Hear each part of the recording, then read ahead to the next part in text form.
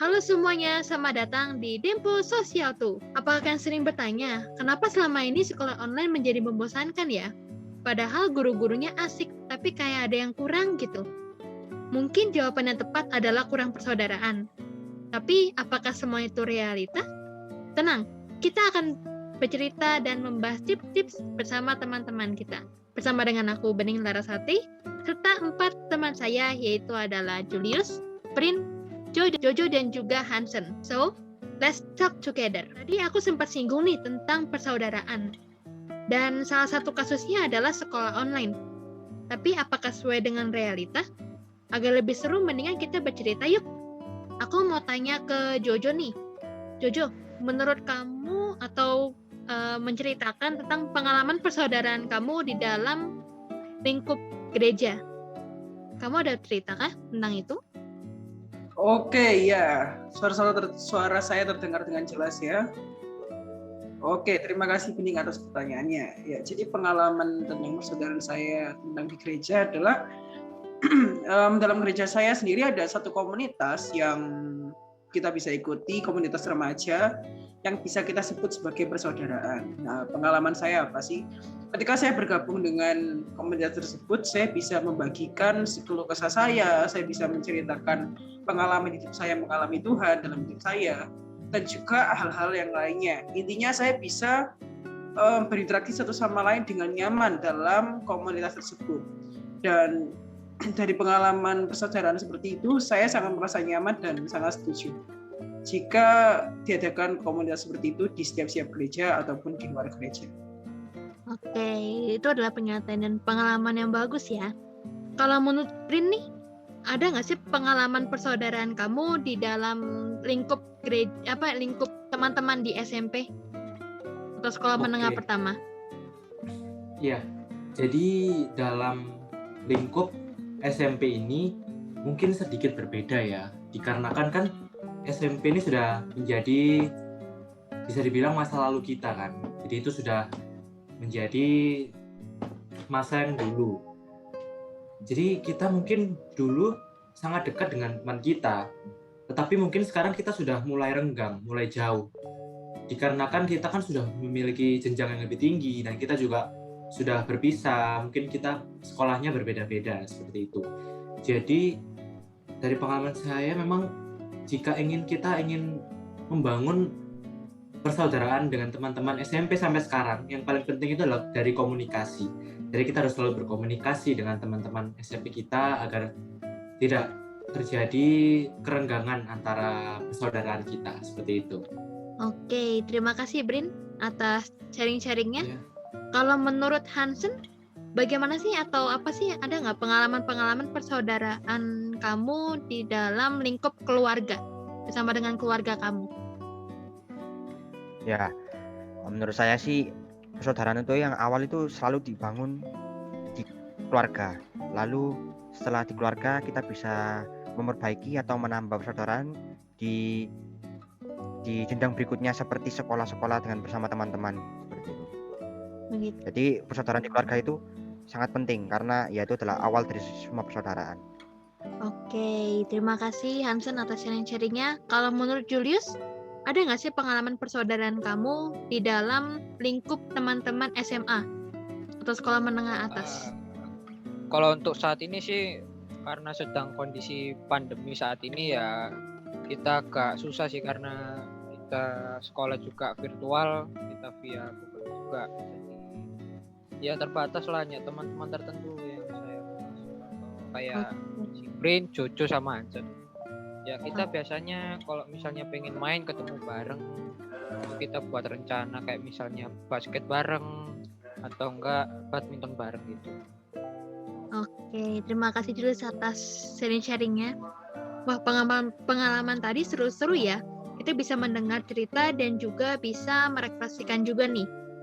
Nah, kalian punya tips-tips nggak sih bagaimana cara menumbuhkan persaudaraan menurut cerita-cerita tadi? Cerita-cerita yang kalian bicarakan atau kalian ceritakan sharing tadi. Kalau menurut Julius, ada nggak ya tips-tips bagaimana kita bisa menumbuhkan persaudaraan dengan teman-teman di SMA nih ya? Yang paling utama pastikan kalian ini tidak introvert ya atau no lab. Jadi kita terbuka kepada semua teman, terus gampang bergaul juga. Dan kedua, kita harus kayak berani kenalan meskipun lawan jenis juga. Yang ketiga, kalau misalnya kita ada tugas PR dari guru kita tidak bisa mengerjakan, ya kita bisa tanya satu-satu ke teman-teman supaya bantu.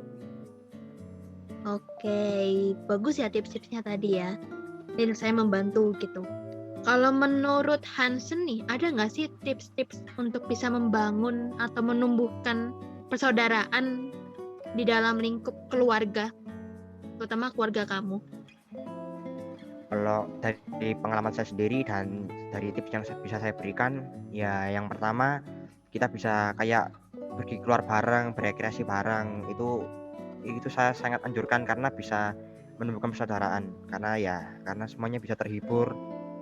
Lalu yang kedua, kita bisa saling membantu antar keluarga. Jika ada yang merasa kesulitan, kita bantu.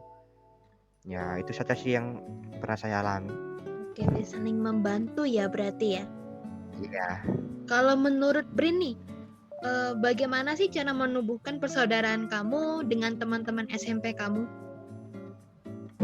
Seperti yang aku katakan tadi ya, dalam persaudaraan di teman SMP itu yang paling penting adalah komunikasi. Jadi dikarenakan kita sudah berpisah, kita sudah maju ke jenjang yang berikutnya. Jadi kita kan mungkin jarang bertemu, kita jarang berkomunikasi, yang mungkin dulunya kita selalu bertemu setiap hari, dan kita selalu komunikasi, mungkin hanya tugas, hanya ulangan gitu. Sekarang kan sudah berbeda gitu. Jadi hal yang paling penting itu adalah komunikasi. Mungkin kita ngechat di grup gitu, bercanda bareng, atau mungkin ketemu bareng sesekali gitu. Oke. Kalau menurut Jojo nih, itu bagaimana cara menumbuhkan persaudaraan kamu di lingkup teman-teman gerejamu nih? Oke, jadi untuk dalam lingkup gereja sendiri sih aku punya beberapa tips ya. Yang pertama adalah mau. Maksudnya mau bagaimana? Ketika kalian sudah diberikan sebuah tawaran untuk mengikuti suatu community atau suatu komunitas in your church di dalam gereja kalian, take that opportunity gitu ya. Jadi ambil aja kesempatan itu. Karena siapa tahu opportunity yang kita ambil itu bisa mengubahkan hidup kita sendiri. Yang di awalnya kita belum mengenal Tuhan, jadi bisa mengenal Tuhan dan bisa mengalami persaudaraan yang begitu erat dan begitu nyaman gitu ya. Kemudian yang kedua apa sih? Seperti yang dikatakan sama Julius, sama sebenarnya poinnya, jangan takut untuk ngomong sama orang lain, jangan no lab, jangan antisosial gitu ya, jangan antisosial menyendiri gitu ya. Karena apa? Karena di dalam gereja jika kita tidak berkomunikasi satu sama lain, ya pasti kita akan dianggap seperti antisosial dan kita tidak akan bisa merasakan persaudaraan yang dirasakan oleh teman-teman kita yang lainnya. Dan yang terakhir, yang ketiga adalah mau terbuka. Maksudnya mau terbuka bagaimana?